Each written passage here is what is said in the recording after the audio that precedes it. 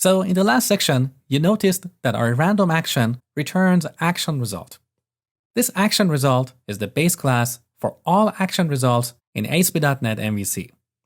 So depending on what an action does, it will return an instance of one of the classes that derive from ActionResult.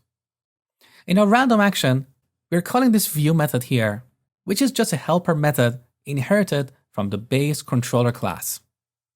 This method allows us to quickly create a view result. Alternatively, we can return a view result like this. Return new view result.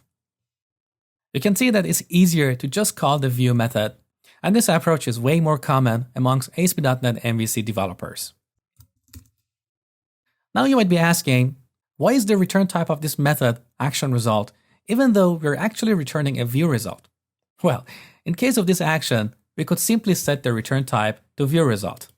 And this is actually good practice, especially when it comes to unit testing this action. This way, we'll save ourselves from an extra cast in our unit tests.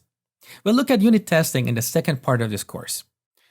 But sometimes it's possible that in an action, we may have different execution paths and return different action results. In that case, we need to set the return type of that action to ActionResult so we can return any of its subtypes. Okay, view result is one of the action results that you work with most of the time. Let's take a look at other types of action results. We have partial view result to return a partial view, content result to return simple text, redirect result to redirect the user to a URL, redirect to route result to redirect to an action instead of a URL, JSON result to return a serialized JSON object, file result to return a file, HTTP not found result to return a not found or 404 error, an empty result which is used when an action doesn't need to return any values, like void. As you can see, for all these types, except empty result, we have a helper method in the base controller class. So let's see some of these in action. Back in the code, I'm going to comment this out. Let's return content, like hello world. Let's run the application with Control and F5. And navigate to /movies/random. So look, we just get plain string content in the response.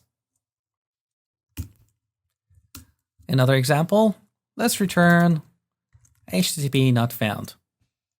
Now build the application with Control-Shift-B. This will compile the application without opening a new tab in the browser. Now press Alt and Tab to switch back to Chrome, and Control-R to refresh the page. Okay, look, we got the standard 404 error.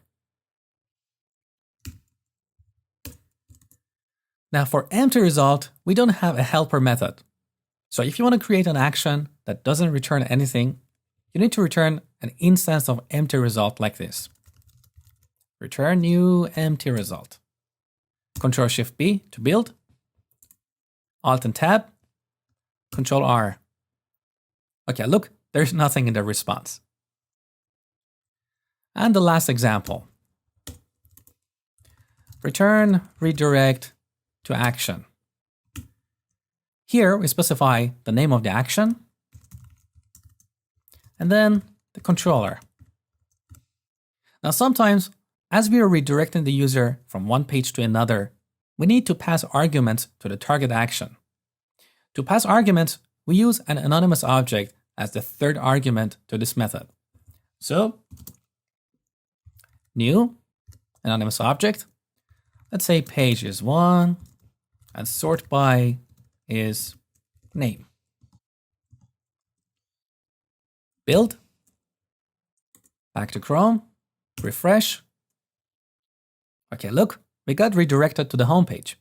And you can see in the browser address bar that the arguments we sent are appearing as part of the query string. So this is pretty much all you need to know about action results. By the way, don't think you need to memorize any of this stuff. For the most part, you'll be using view, HTTP not found, and redirect result.